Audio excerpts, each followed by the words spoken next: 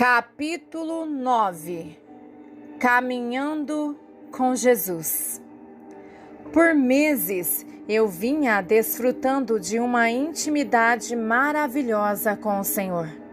O reino espiritual invisível era incrivelmente real para mim, e a fonte de sua presença continuamente me chamava para ir e andar com Deus. Não tive que lutar ou esperar horas para ter uma sensação de sua presença. Eu simplesmente me lembrava da visão do poço que ele me deu. Eu fui capaz de abordar isso no Espírito. Ele sempre estava esperando para me encontrar. Eu mergulharia no poço de sua presença e o Espírito Santo me atrairia para as suas profundezas. Eu me senti sendo baixado na água cristalina. A presença e a luz de Deus me envolveram.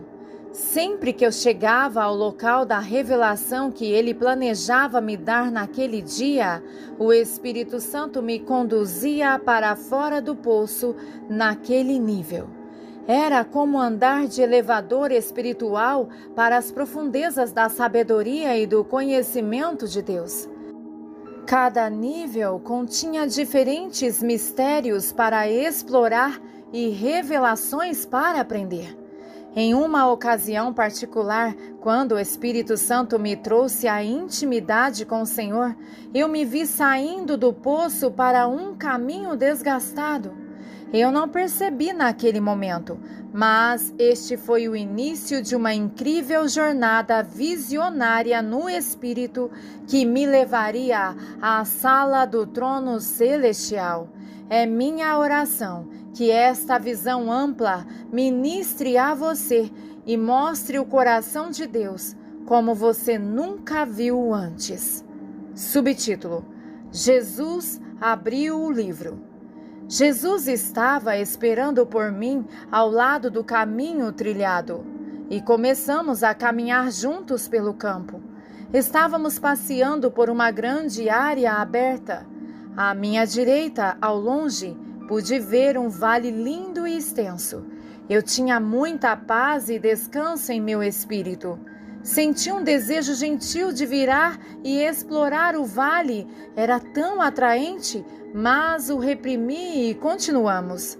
O Senhor estava carregando um livro que tinha a aparência de um jornal pessoal. Ele parou no meio do caminho e examinou o livro, segurando-o com as duas mãos.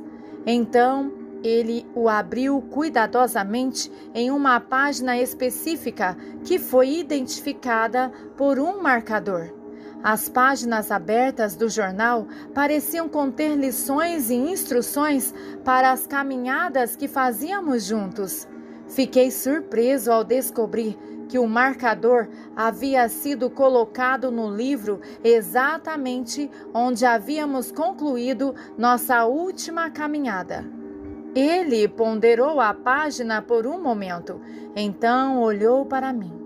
Havia muito amor e compaixão em seus olhos. Eles falaram comigo sem uma palavra jamais ser proferida. Ele estendeu a mão e gentilmente a colocou no meu ombro. Eu podia sentir o seu amor e bondade. Com aquele único toque, senti meu espírito sendo lavado e refrescado. Meu filho, estou muito contente por você ter vindo caminhar comigo, disse ele. Mais do que ensinar ou revelar meus mistérios para você, eu quero estar com você hoje. Por favor, deixe-me compartilhar com você. Eu me importo com você e te amo. Anseio estar com você tanto quanto você precisa e deseja estar comigo. Anseio conversar com todos os meus filhos e filhas. Amo falar com os meus pequeninos. Ver João 21, versículo 15 e Atos 20, versículo 28. Aqueles que vêm a mim com uma simplicidade infantil são muito agradáveis para mim. Seus espíritos estão tão abertos e prontos para estar comigo. Ver Marcos 10, versículos 13 ao 16. Eles ficam satisfeitos em vir e simplesmente brincar na minha presença. A única exigência que eles fazem é por toda a minha atenção. Isso me traz uma grande alegria. Eu sou abençoado por seus motivos puros. Seu rosto refletia o amor em seu coração enquanto falava. Um largo sorriso enfeitou seu semblante. Eu poderia te ensinar muito hoje com meu livro de mistérios, ele continuou. Mas o que você prefere que eu faça? Dar-lhe minha atenção ou dar-lhe meu ensino e revelação?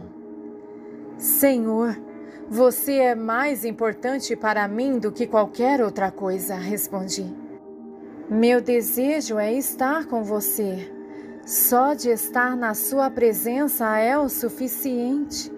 Estou tão honrado que você reservou este tempo para ficar comigo. Eu te amo muito. Subtítulo: Feixes de Luz.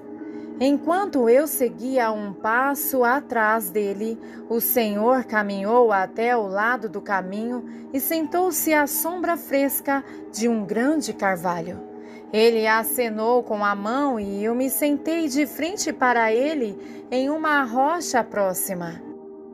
A luz do sol se infiltrou através da copa das folhas e dançou sobre a terra coberta de grama. Notei várias pedras grandes nas proximidades. Uma sensação inexplicável e sinistra de medo de repente começou a tomar conta de mim. Parecia estar emanando das rochas apenas uma curta distância.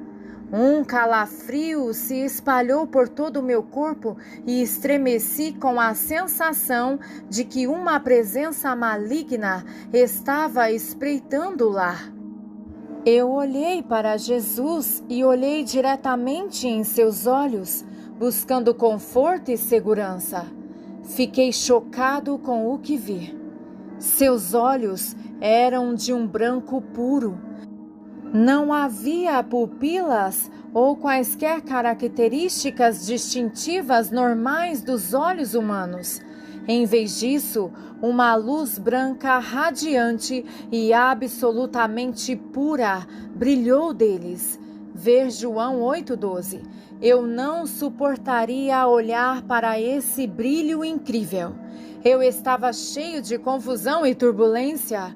Havia uma guerra acontecendo dentro de mim. Uma grande força do mal estava obviamente vindo do inimigo contra mim. Ele definitivamente não queria que eu olhasse diretamente nos olhos de Jesus. Percebi que se eu fizesse isso, a luz brilhante penetraria profundamente em minha alma e espírito e exporia qualquer desejo maligno ou pecado dentro de mim. Ver 1 Coríntios capítulo 4, versículo 5 e 1 João capítulo 1, versículo 5 ao 10. O inimigo estava tentando me forçar a esconder de Jesus o mal em minha própria vida. Jesus começou a falar. Sua voz era firme e tranquilizadora. Meu filho, sempre soube o que está em seu coração. Você não pode estar em minha presença ou olhar para o meu rosto sem expor sua carne e sua alma. Você deve entender que Satanás gostaria que você se afastasse de mim. Ele sabe que, se você olhar nos meus olhos, se tornará um vaso puro. Então ele terá perdido terreno em sua vida. Ver João 3, versículos 17 ao 21 e Efésios 5, versículos 8 ao 14. À medida que Jesus falava, raios de luz brilhantes brilhavam de seus olhos. Para onde quer que ele olhasse, esses feixes de luz seguiam como os feixes de um holofote ou farol. Eles eram tão brilhantes que, mesmo sob o sol forte do meio-dia, eram facilmente discerníveis. Nada poderia se esconder de sua visão sobrenatural. Ninguém poderia impedir que essa luz penetrasse no próprio interior de seu ser. Ver Efésios 5:13. Quando ele virou a cabeça, os raios de luz se moveram. Até mesmo as rochas e as árvores se tornaram transparentes quando os raios de seus olhos passaram por elas. A luz penetrava direto por eles, revelando sua composição interior como um raio-x.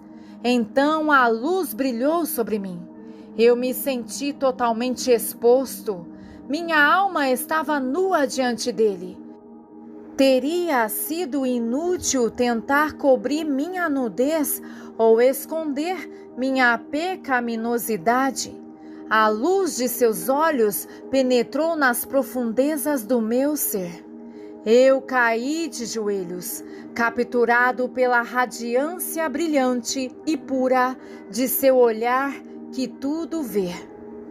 Filho, estou limpando sua vida, disse ele. Eu estou trazendo integridade para você em todos os sentidos. As coisas que estão por vir exigem pureza de coração e motivação. Estou fazendo um trabalho purificador em você. As verdades que estou prestes a revelar em meu livro de mistérios farão com que você ande em um nível de pureza e santidade que ainda não atingiu. É por isso que hesitei hoje ao abrir o livro. É por isso que vim com a luz da minha presença. Sei que, se eu revelar mais mistério e revelação do poço da minha presença a você, antes de limpar o seu coração, isso destruirá.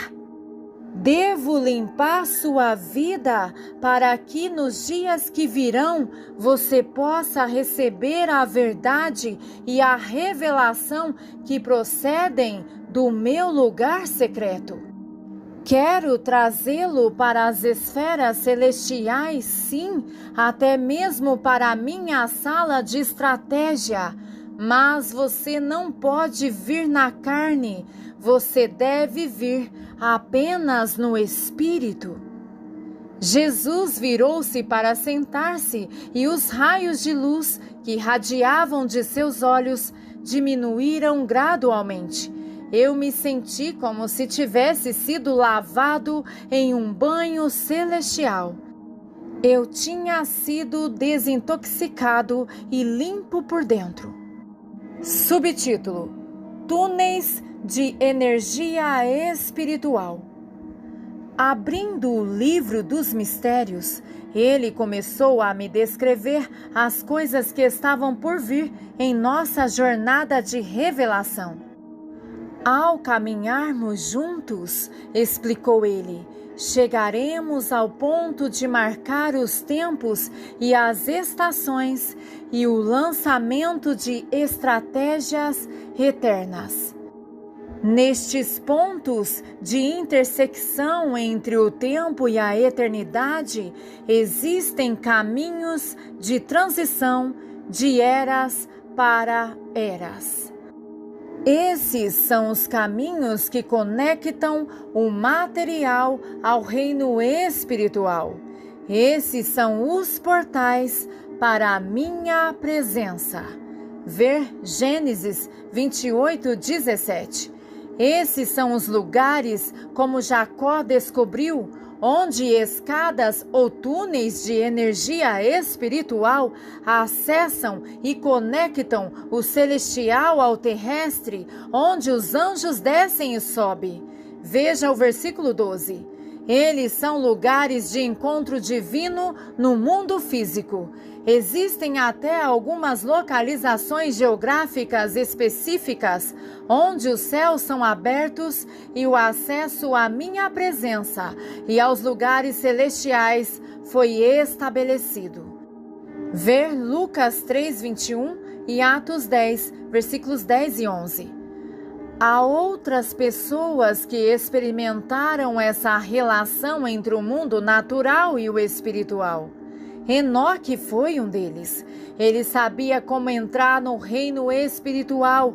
Ele foi capaz de entrar nos lugares celestiais comigo enquanto caminhávamos juntos. Paulo encontrou essa realidade em seu caminho para Damasco. Ver Atos 9, versículos 1 a 8. Meu amado apóstolo João também foi capaz de acessar uma porta espiritual de transição para a minha presença, enquanto estava na ilha de Patmos. Ver Apocalipse 1, versículos 10 ao 20. Você deve entender que o reino espiritual é tão real quanto o reino físico. O físico está sujeito ao espiritual. Ver Hebreus 8, versículos 1 ao 6 e Hebreus 9, 23. Toda a vida e substância estão sujeitas ao reino espiritual e sob sua influência e autoridade.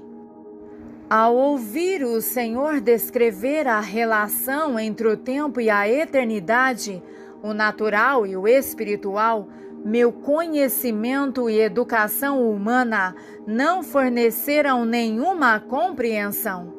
A ideia de que havia realmente portas espirituais para a presença de Deus era misteriosa. Nenhuma lei da física ou da ciência poderia explicar isso, mas sua existência foi claramente revelada enquanto o Senhor falava. Subtítulo: Os Três Céus. Respondendo à minha expressão confusa, ele continuou a descrever a natureza do reino celestial. Há um primeiro céu, um segundo céu e um terceiro céu, ele explicou. A mente humana tem procurado entender isso a partir de uma abordagem cosmológica. As pessoas não conseguiram ver que essas são dimensões do reino espiritual. O terceiro céu é o lugar da minha presença constante. É onde eu moro. É um lugar de existência eterna e a fonte do rio da vida. Ver Apocalipse 22, versículo 1. É aqui que meu trono está estabelecido e onde meus querubins e serafins vigiam e continuamente me louvam e adoram. O segundo céu é a antessala ou reino espiritual através do qual os anjos devem passar para entrar no primeiro céu. Ver Daniel 10, versículos 10 ao 21. Aqui é onde os principados e potestades se envolvem em combate. Este é o lugar da guerra angelical e da atividade demoníaca. Ver Efésios 6:12. O primeiro céu é o lugar da manifestação do meu reino no reino da humanidade. Isso é o que pode ser referido como céu na terra. Isso é o que eu quis dizer quando disse a Nicodemos: a menos que alguém nasça de novo, não pode ver o reino de Deus. João 3:3. Só pode ser visto através de olhos espirituais, porque é um reino espiritual. Subtítulo: O tabernáculo e os lugares celestiais. Eu vos dei um exemplo do reino celestial, disse ele. O tabernáculo no deserto tinha 3 áreas distintas. Foi projetado para refletir o padrão dos lugares celestiais. Ver Hebreus 9, versículos 1 ao 15. O átrio externo simboliza o primeiro céu. Este é o lugar onde a manifestação da minha presença é revelada a todos os meus servos. Eu fiz o homem da mesma maneira. Sua carne é o átrio externo do tabernáculo humano. Eu sou a personificação absoluta disso. Eu me tornei carne. O átrio interno representa o segundo céu. É a antessala e o local de transição do reino terreno para a minha presença.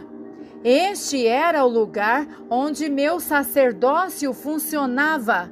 Para a humanidade, este é o reino da alma.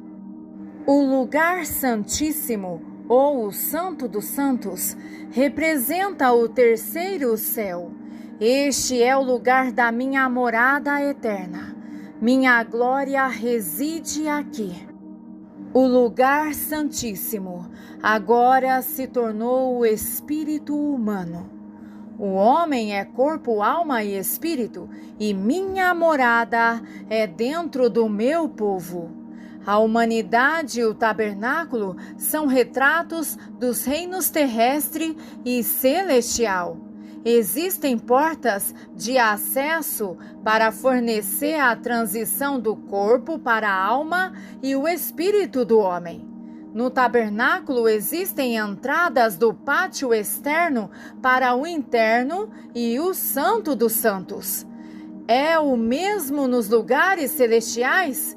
Existem caminhos que conectam o mundo físico ao reino celestial. Anseio em seu rosto. Jesus apontou para o livro dos mistérios. Seu dedo repousou no lado direito inferior da página, cerca de 3/4 do caminho para baixo. Meu filho, disse ele, você deve ver essas coisas com os olhos do meu espírito.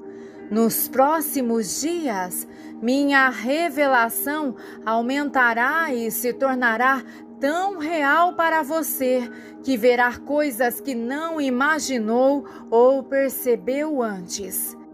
Estou revelando essas coisas a muitos dos meus servos que vieram buscar a minha face.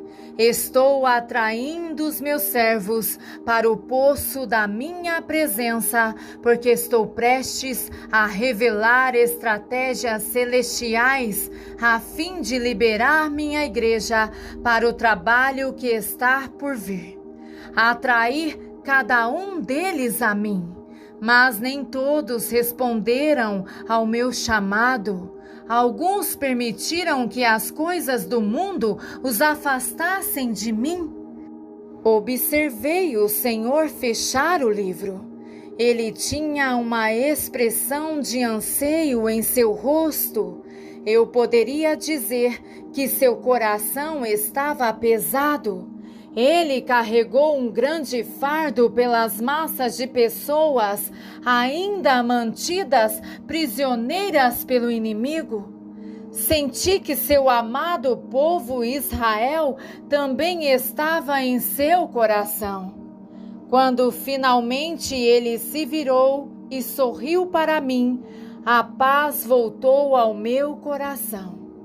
Sua pergunta se repetia em meus pensamentos: você me deseja ou deseja o conhecimento? Ele não disse isso, mas eu sabia que estava em sua mente.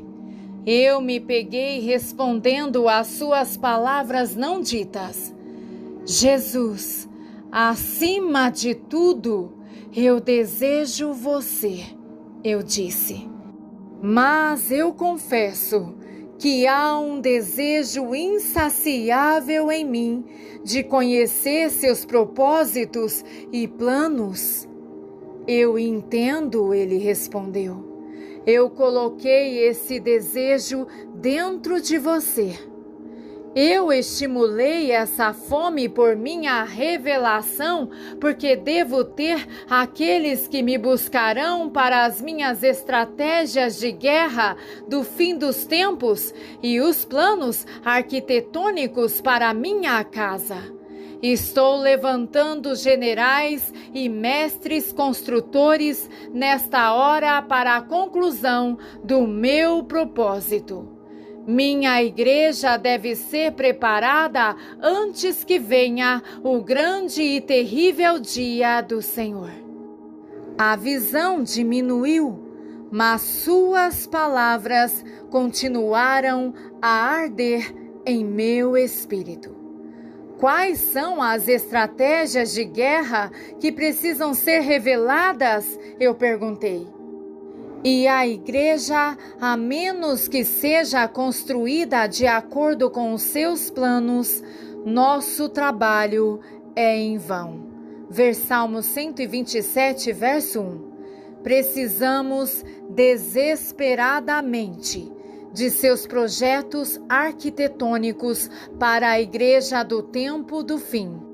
Senti que ele me revelaria mais nos dias que viriam. Aleluia! Glória seja dada ao nosso Senhor. Amém.